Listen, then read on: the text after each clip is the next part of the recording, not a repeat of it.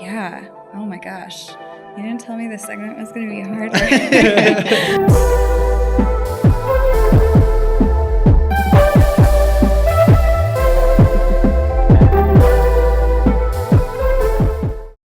What is up, guys? Welcome back to another episode of The Ordinary Freaks. B and Eddie here, and today we have a very special guest. This lady you see in front of us is a lettering, typography, and branding specialist, owner of WitAndCo, and a full-time freelance graphic designer. Whitney Anderson, welcome to the show. Thank you. You want to jump right into it, B? Yeah, let's jump right into it. So for you, what does it mean to be a freelance graphic designer? And when did the idea of I'm going to be a freelance come about? I guess I didn't always realize that it was a thing that people did, but probably, I don't even know, maybe around my second or third year of college, I was like, oh, wouldn't it be nice if I could do this thing where I just worked for a bunch of different companies and brands, and I guess I didn't exactly know what that would look like. In my head, that was kind of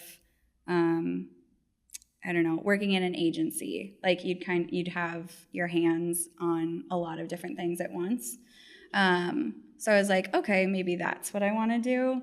But I never actually went into the agency side of things. I went straight into in-house design for a couple of companies after school, and just kind of fell into graphic design with friends and family first. Just people asking I need a logo for my aunt's jam company or whatever. Okay. And it kind of just took off, and I started getting a lot more of those inquiries.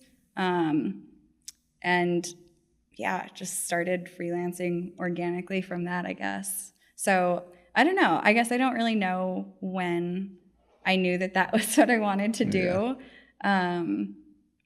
But I think in my head, I like working on a lot of different things. Not that I get bored, but I think I like to have my hands on a lot of different pieces of things and working in different styles.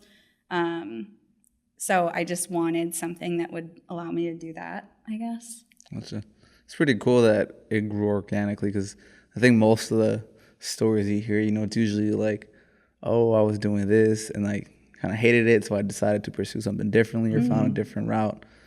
So I think that's a positive end of the spectrum where you kind of just grew into it organically. For graphic design, did that come out of your childhood?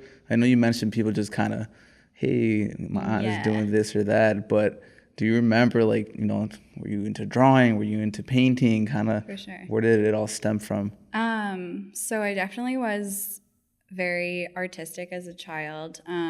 Loved to draw stuff. I think my earliest memory of really, really loving drawing and art was, I don't know, I was maybe 5 years old. I had really ugly orange shag carpet in my bedroom, but I remember working on this drawing of a girl and wanting to share it with all my classmates, and I made my mom take it to work and photocopy it or something so that I could pass it out to all my classmates because I really liked it and thought it was cool.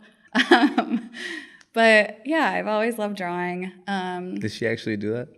I believe so. Yeah. That's pretty cool. It was I hope that she still has it somewhere, or it's in a box or something somewhere, because I remember it being really, oh my gosh, really ugly now, thinking back on it, because I was obsessed with bright purple and lime green together. So kind of Barney-ish colors. Right. So I know that I colored her like that. And yeah, I just think back on it and cringe. But, I was 5 or 6 or something. It's all good. That's awesome. But yeah, I've always loved, art classes in school. I was introduced to graphic design in high school. I went to a really small private school, and there wasn't a huge arrangement offering of art classes. So I kind of took everything. I took ceramics and painting and just like general, I don't know, art classes, whatever I could. And then there was a graphic design class offered like later in my high school that I took, and feel very fortunate for that because I don't think I would have known what graphic design was if it weren't for that. So yeah, graphic design came about for me in high school, and from then I knew that I wanted to pursue it as like a career because I was like, oh my gosh, I can make art as a living. This is great. Like, this is so cool. I didn't know this thing existed. So what did your parents think about that? Did you like go and tell them like, Mom, look, this teacher is awesome. Like she has like graphic design. I tried, and I don't know. I think they just like, I didn't even know that much about design. I didn't realize like all of the potential jobs that a person can get with a design degree. Like thinking now about all of the people that I went to school with for graphic design, like, and all the different things that we all do, like it's crazy. And I think that I was just naive to that. And I think my parents were naive to that because they, you know, had normal jobs and kind of old school, old fashioned, didn't want me to become a starving artist. So I think they just were a little bit worried for me and scared and didn't want me to like throw my money away going to college for something that was not going to pan out in the end. But yeah, I convinced them, and knew I believed in myself and knew that even if they were skeptical that I'd like prove them wrong, not in like a bad or mean way, but it was also it was like kind of a fire under my butt too, to be like, I can succeed in this. Like, I know that this is what I want to do. I believe in myself, and I'm going to try and show them that this is what I'm supposed to be doing. Now obviously they are just a lot more informed about it. As I was going through college, I would show them things I'm working on and just talk to them about like career opportunities and stuff like that to kind of put them at ease a little bit. I think at first they were a little worried, but they have warmed up to it and are, very proud now. I really think it's cool that you mentioned how like in the design industry and just like schooling, there's so many different avenues, right? And like, I know when we first met, you mentioned that your parents own and operate a farm. Has that like kind of was like a way of like you seeing their hustle? And not only, obviously you just said they, you kind of had a little fire under your ass because like they truly didn't believe that was an outlet for like artistic ability. Was that like something that harnessed your freelance work as one of your outlets through design? Because I feel like a lot of people don't necessarily jump right into, I just want to become a freelance designer. Sure. Like, I think so. Yeah. Like, I feel like my dad is a very self-made person. He has owned his own business for a lot of his life, like other than the pumpkin farm. And then, started this pumpkin farm as kind of a hobby. And like, I see a lot of myself in him where like if he like puts his mind to it, he'll like go in not just 100%, but like 200% and like can't do anything in moderation. So I feel like that's kind of, I definitely get that from him. Just like the ambition side of it. So yeah, I think the freelance, like it definitely is not easy. And there's been a lot of things that I have not expected and just, I don't know, the not so glamorous side of freelance. So just like pushing through that and being determined to do it anyways. I think I definitely probably get that from, like you said, the hustle on the farm, just like, and good work ethic, I think throughout college too. I think a lot of that was instilled in me when I was a kid, working on a farm. Hated it at the time, of course, and like kind of I don't know, being sheepish and being like, okay, I guess I learned a lot of good values, even though I hated it at the time. Yeah, but you gotta act. Yeah, you gotta I act the know. part. I'm like, fine. I guess you knew what you were doing when you were raising me. But yeah, I'd say it rubbed off on me because of the way that I grew up. Mm-hmm. Yeah. So you mentioned you worked with, I don't know if it was full-time, but you were working with, was it like a full-time job or with a company or just kind of partnering? What was it? After school? Yeah. Oh, yeah. So right after, my senior year, September of my senior year, so pretty much the beginning of my senior year, I started a position doing graphic design for Broadway paper in the 3rd Ward. So like it's part-time, little like mom and pop shop. So pretty simple stuff, a really good like intro job, I guess. Just designing like flyers and posters and in-store signage.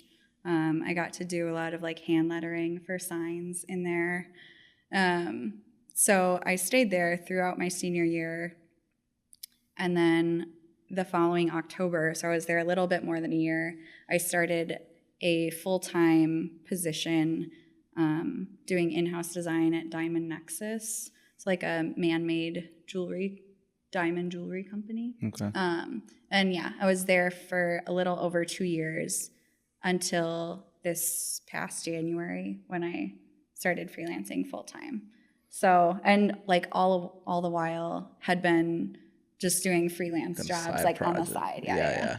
So yeah, I did have like those two, part-time design job into a full-time in-house design job. Gotcha. But still hustling on the side. Yeah. Like daddy. Yes. Yep. My little side pumpkin farm. Was there any specific project that kind of made you take that leap, or working with a certain brand or whatever it might be, opportunity that came about that you're like, all right, let's do it full time? Yeah. So around the same time, like, I don't know, I had been thinking that I would love to go freelance full time when the opportunity came up. But it's scary. Like, what if people just stop asking me for work or whatever? So I think in December, I had done some freelance work for a little like branding creative group in Denver. Just like one-off projects, and they asked me if I would ever consider being on more of like a retainer basis and be available for more like consistent projects.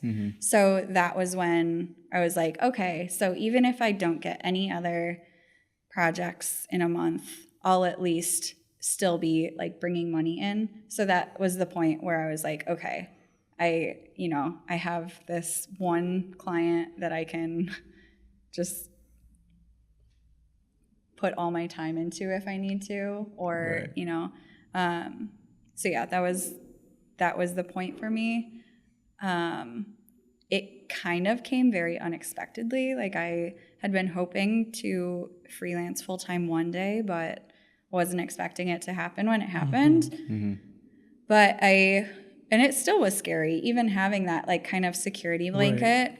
But I talked to my friends and family and boyfriend, and everyone was like, you're young, like you don't really have any, like you don't have a family to support. Like, if you do this and you fail, then you can just go look for another job. Like, go look for another 9-to-5 job if the freelance thing doesn't work out. So, and I was like, yeah, like honestly, what do I have to lose? Like, I need to do this. Like, I've been wanting to do this. I've been thinking about doing this as long as I can remember. And like, why not do it now? And if, I was a barista in college too. Some people were like, if you could go back to making coffee part-time. Right. just to have some like Steady income. steady Yeah, income and then freelance on the side. Like if you're not getting enough freelance work or, you know, any other part-time job or whatever.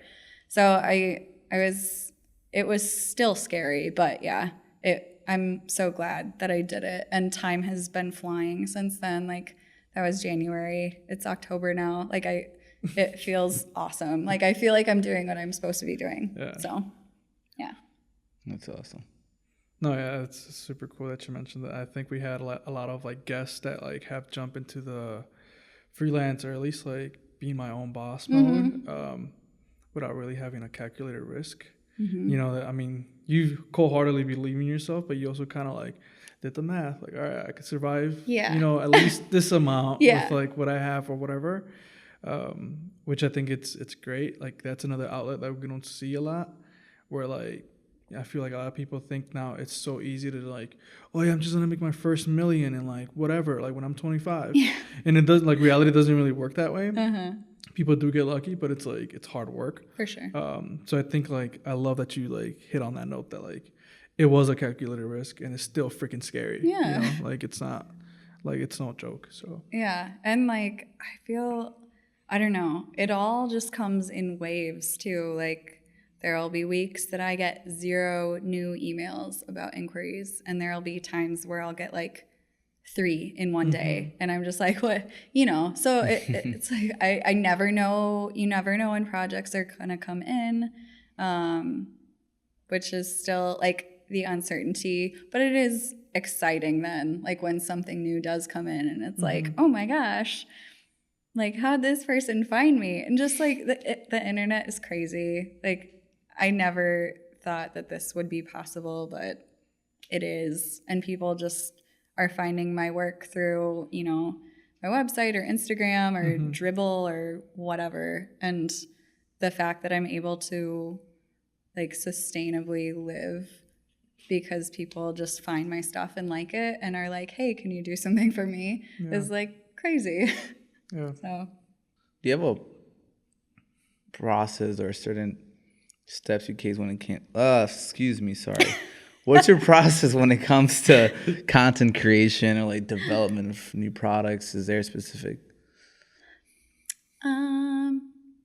And like content creation, like just anything. Just Yeah, designing you don't have to give the anything? secret sauce, but like, you know, is there like a ritual where like I had to sit with my coffee or like I had to like sketch a paper? Like, what's that creative process for you as far as like anything you've done? So I guess we'll go the route of like for any client project, because I feel like for personal projects, it's a little bit of a different process. But client projects, I usually, once I've got like a good, I don't know, brief of the project, and like talked to them, gotten any project details, all that kind of the nitty gritty stuff. I definitely always try and start sketching just like still with pencil and paper. The iPad has made things so much easier in some cases, but I still like, I don't know, just going back to like getting all of my thoughts in my head kind of down on paper, seeing what feels good, seeing what doesn't. Like at that stage, probably 95% of the stuff that is on the page looks really bad. That's the stuff that like people don't usually No one see. sees, Yeah. And like, I don't know. I do show it. Like I post a lot of my process stuff on like Instagram stories or whatever, but just the really, really rough, like getting shitty ideas out. 'Cause sometimes the really good ideas come out of that too. And from there, I'll start refining digitally, you know, pick out things that I think are working, do either refine sketches, or if it's something that's mostly like text-based, typography-based, that I'm going to be doing digitally anyways, I'll just start doing like little digital comps. But yeah, for the most part, I always put music on. I've tried listening to podcasts while I work, and I just realized that I don't like I get into a zone when I'm designing. You don't pay attention. Yeah, I'll realize that the podcast has ended, and I'm like, wait, what happened? Right.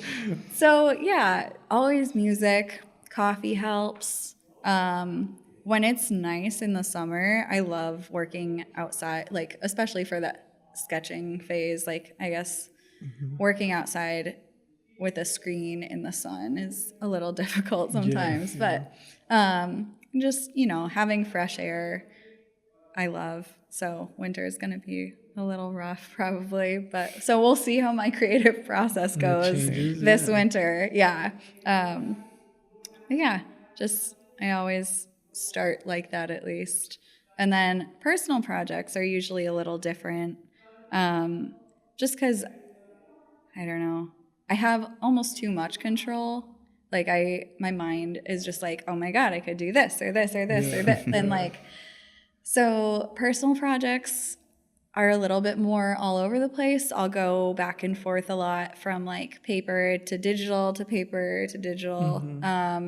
Just like thinking of things and scribbling things down, and like I'll think of like a little phrase or a funny idea for something while I'm working on some other project, and then I'll stop working on that and like start working on something else, and I'm like, oh my gosh, no, I need to make this happen right now. So personal projects are not very organized, kind of all over the place. Spur of the moment stuff. Yeah, very much. And like, yeah, I'll just be like, the latest pin that I designed, I had that idea, like, I don't know, on a Sunday afternoon, and I was like, okay, I sketched it out. So I was like, okay, I'm not gonna lose this. I'll like sketch it out. I'll make it like in a few weeks when I'm less busy. And then I was like, wait, but I want to see what it looks like right now. Like I need to finish. I need to see what it like looks like finished. So like I spent the whole rest of the afternoon like designing it and like Next thing making you know, it it's like a 3 in thing. the morning. You're like, wait, what happened? I know, seriously. And like went on and like ordered them that night. And I was just like, okay, I need to chill out. But yeah, so some projects, some are like that for personal projects. Yeah. So how does it come with time management then when it comes like to just like the overall creative process? I feel like most creatives are very like, we have like that stigma of like, oh, we're so bad at time management because it's just so hard to like block 8 hours of your day to just work on something. For sure. Like you said, like you get ideas and you kind of hop like back and forth. Yeah. Like, how do you keep your brain from like, keep going on the same path or like a straight path at least? So I've learned that lists help me a lot, which is like dumb, but I don't know, they do. Like being able to cross something off a list. Like I feel like there are days where I'm just hopping from project to project and I never fully get, like I might work on like 5 projects in one day, but I never finish any of them. Yeah. I'm like, so then I just feel like I haven't been productive. So I think I've gotten better at, just because I want to be able to like cross something off my list, to stay more focused on one thing at a time. And sure, there will be things that come up, just like if something has a more fluid deadline and then someone emails me and is like, hey, I need this thing right now. I'll, switch gears and go do whatever is most like pressing. That's one thing too, like doing work for this creative group in Denver. Like they'll sometimes have me working on a few different projects. And like those, I'll kind of have to switch back and forth from time to time. But I think working with them has made my time management better just because I'm balancing several things at once. Yeah. And I've gotten a lot better at, like other than just making lists, like putting things on my calendar and when things are due and when I have like personal deadlines and due dates, when I want to have things done by, Yeah, time management's a big thing. And there definitely are times where I am up super, super late because I didn't manage my time and my day very well. But yeah, I think it's part of the process and part of just learning how to manage your time better. Yeah. Do you have a favorite project or brand or anything that you worked with? That's so hard. I feel like I've worked on so many fun things. Oh my gosh. The first one that comes to your head. Okay, first one that comes to my head, probably because it's super recent, like currently working on it, is a like skincare line that I am rebranding and repackaging and like, doing all the fun collateral for. She is from Milwaukee, and the old brand was called Flora Botanical Skincare, I think was the whole name. So yeah, I've been working with her on a rebrand, repackaging, that's going to be rolling out in November. So, and that's kind of something like, I don't know, I think a lot of projects I have had my hands on, but there might be, I don't know, different pieces of it that, like, especially if I'm working with a team or like if I'm working with someone and I'm just doing like branding for it and someone else is doing like a web design or whatever. But this is like, I'm doing everything. Yeah. And like it's like the branding and packaging and collateral. And like, I just love the print pieces. Like I love doing packaging stuff. Yeah, I know so you're very big in that. yeah. So this is, yeah, I'm excited. I just want the physical products to be finished so I can like touch them and photograph them and everything. And I mean, you have experience on that. Like we're currently working on some merch ideas coming soon. But Stay tuned. it's exciting, like seeing like your stuff being printed and like you're rocking it. You're like, oh man, like this kind of like I don't like this. Like this should be lower. Like you could actually, like on the screen, it all looks kind of nice, and you're kind of like, yeah, like I like that. Like I'll wear that. But then like you see it on the body, and you're like, oh god, that should be like a little lower. Should be smaller. Like I think all those details, like a lot of people don't take into account. For sure. How much effort it goes into putting pieces together. Yeah. And it goes all the way down to like, the packaging, like you said, like what you put it into it. Yeah. So that's probably my favorite one right now. What's in the future for you? Any plans, any projects coming up, any Oh man. thing you can leak out? Who can say? Any leaks? Yeah, any leaks. Oh my gosh. I wish. No, I feel like I kind of, not that I fly by the seat of my pants, but like I feel like I don't work super, or at least as of right now, don't work super far ahead or like in advance. So like any projects that I'm working on, I don't know anything like sooner than like a month out. But yeah, that being said, I mean, I feel like with every passing week, I'm getting more and more projects. So I'm being able to be a little bit more selective and like just getting like cooler, bigger opportunities. Nice.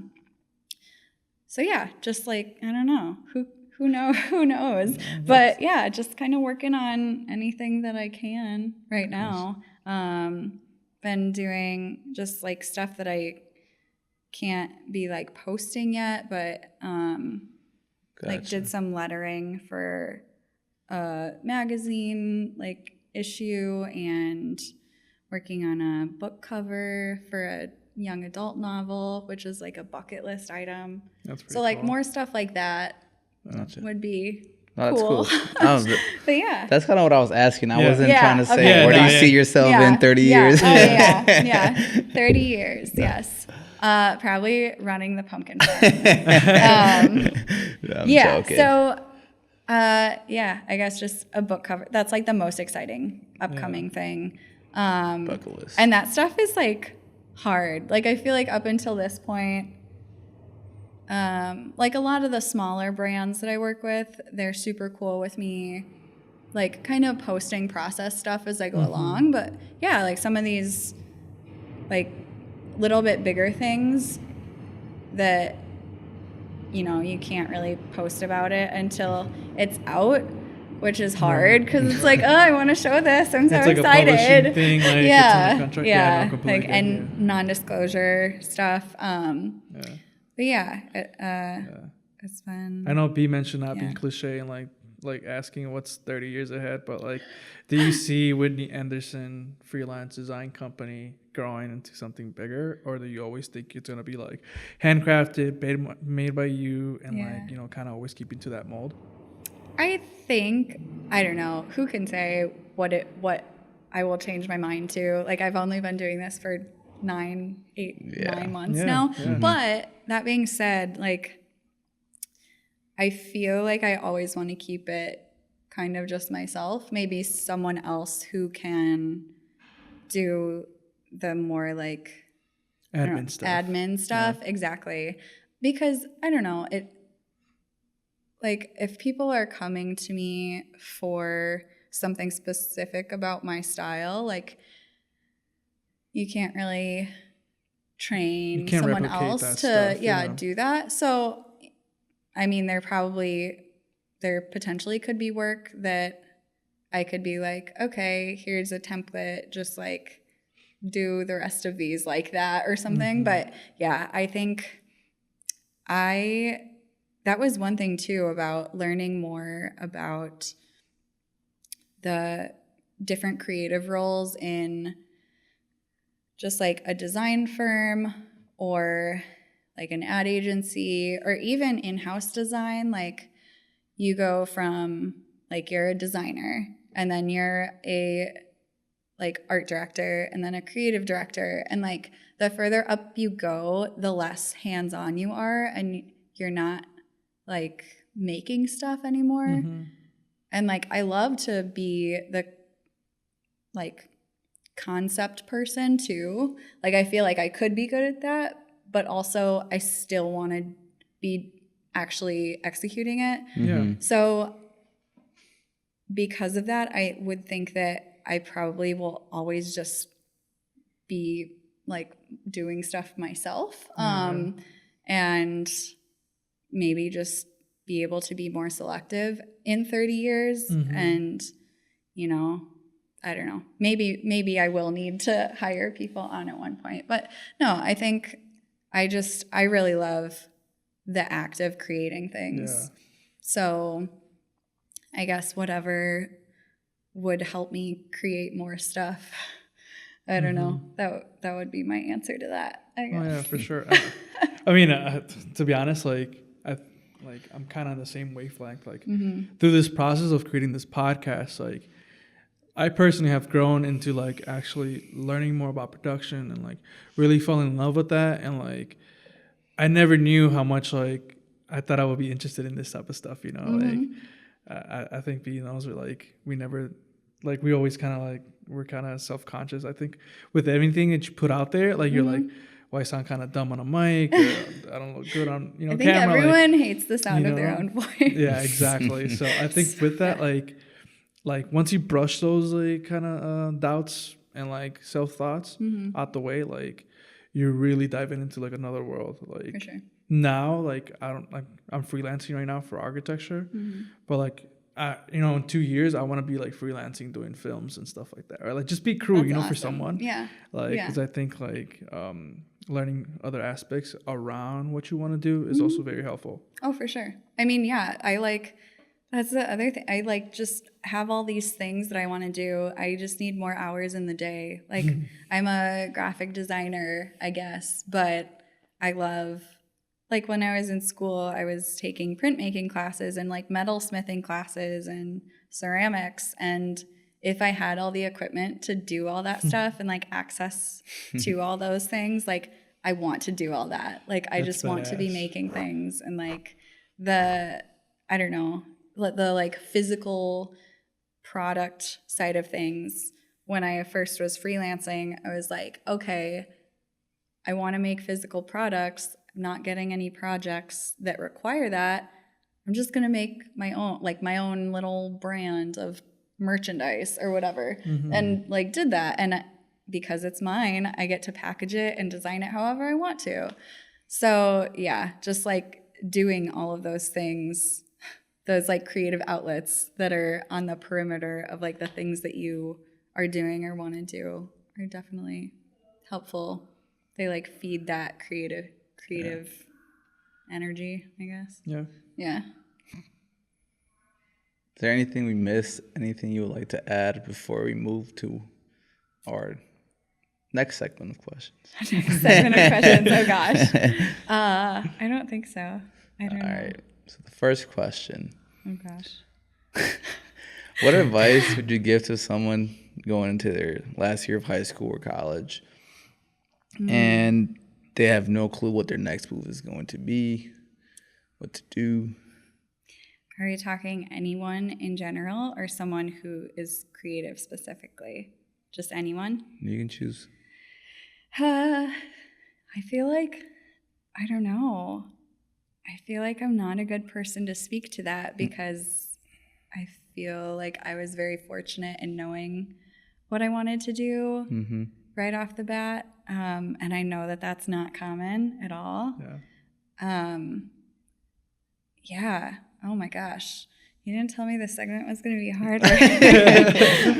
Yeah. Like just, I've had friends and roommates who have had to go through a lot of different majors to finally find that. And like, I don't know. I guess maybe my advice would be to not feel like you have to go to college right away if you don't know what you want to do. I know that there's a lot of pressure to do that because that's like what you're supposed to do out of out of high school. But honestly, I feel like it's not great. Like if you're just going to be, I don't know, studying things that you're not passionate about or you don't know what you're passionate about yet. Just like college is super expensive, so to pay all that money to not know what you want to do right away, it's not for everyone. Like, Right. And I know that there are also like trade schools, not traditional like 4-year colleges too. I don't know.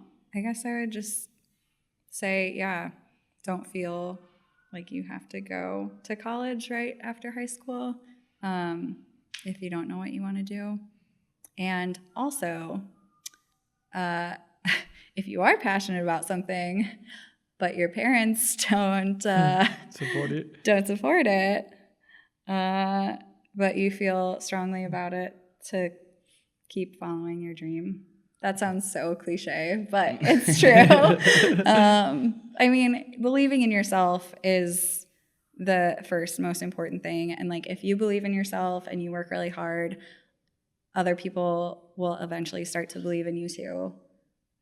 I mean, yeah, I guess it sounds a lot simpler than it is, but that's what I would say. Cool. What's the best advice you've gotten, and from who did it came from? So it's from my cousin Sarah, who went to school for design. Cousin Scott's wife, Sarah. I know that the listeners were really, really concerned about my family tree. They're probably already on Instagram. I know. William, go check. But I would say, so they're about, I don't know, 10 or so years older than me. Okay.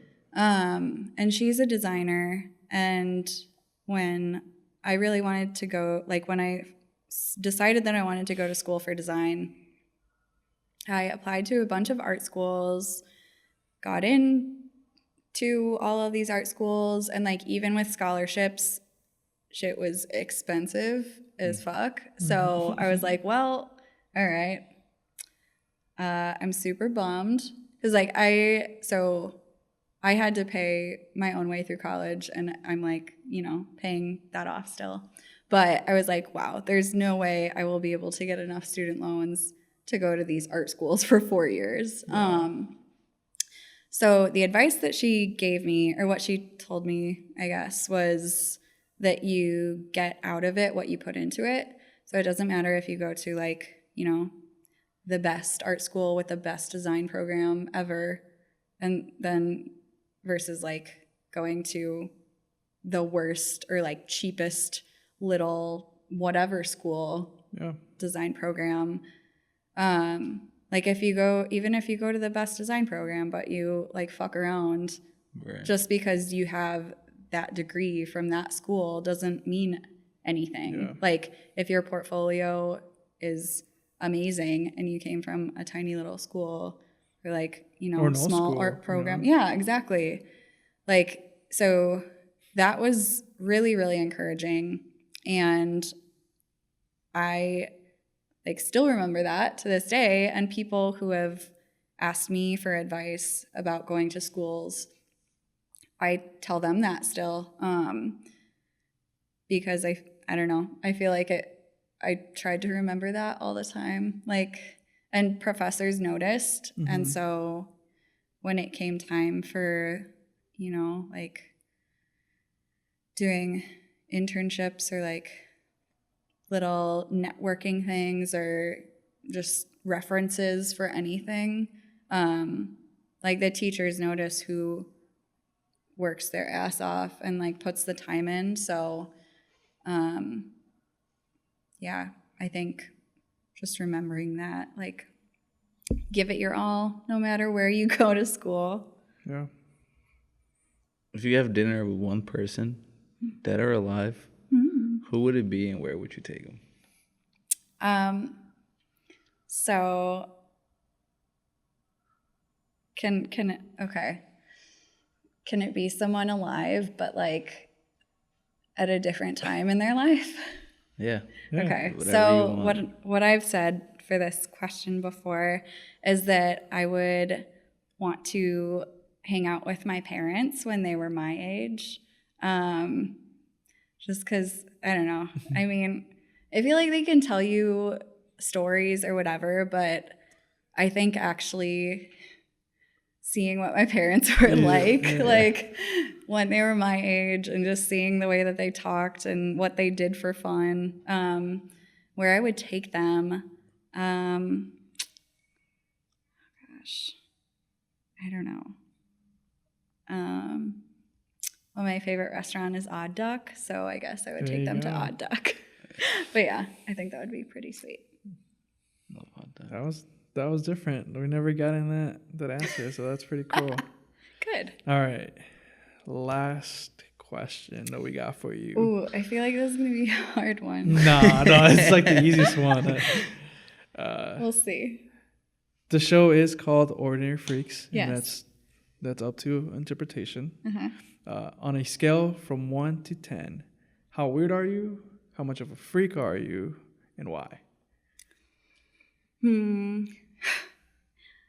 I feel like I'm pretty weird. Like anyone who knows me well, like I'm just a goofy person. I feel like when I meet new people, I'm just very shy, or I can be very like polished and buttoned up and like professional, normal, whatever.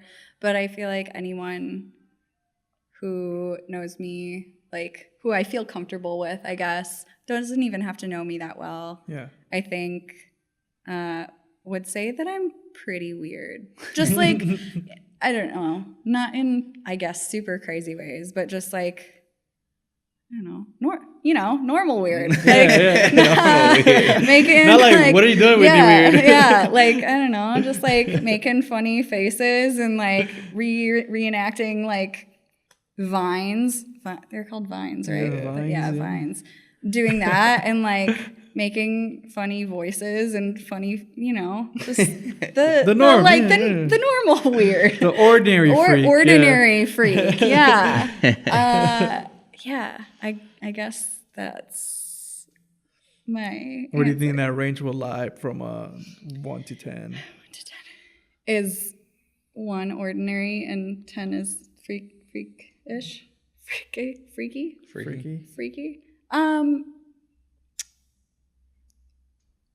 I don't know. I guess 7. 7. There you go. That's a magic Depends number. on the day. What's your favorite number? Just out of curiosity. 7's a good one. I like 3. I was like, so my last name is Anderson, and we were always like, we were given numbers. Did you guys have numbers at school? Like in elementary school? They numbered us. No. Like 1 through, yeah. So it was alphabetical. Yeah, you know. Cameraman, yeah. Okay. They were, yeah. So we were in it, like, yeah. I don't know. Just for like mailboxes and cubbies and stuff. I don't know why they couldn't Because just use it was so our hard. names. It was so hard. Yeah. Like, Whitney, you're like. Well, and I think for certain things, like for randomizing, like who was the line leader, there would just be like things that had a number on it. And it's like, who? So I was number 3 usually. There was a couple of there was like another Anderson whose first name started before W, and then someone else. So 3 was always a good number. Yeah, that's pretty good. I mean, I'm surprised you didn't say 3 on the scale. I'm just kidding. Yeah, I'm not that normal. maybe a 5 on a, I don't know. Who can say? Before we let you go, where can the viewers find you? Shout out, plug time. Shout out. I have an Instagram. It's WitAndCo. WITAN. Oh, yeah. Wait. Wow. Cut.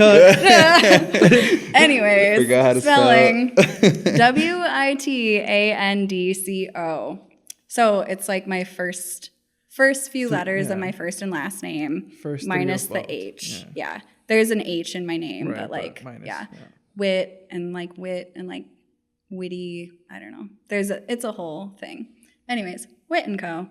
And a website that needs to be updated. So don't look at it yet. Yeah. That is also just WITAND.co. Cool. Yeah.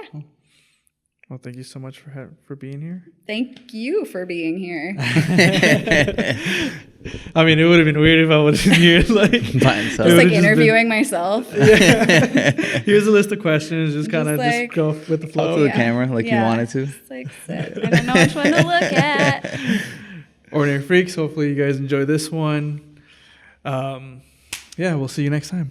Peace. Peace.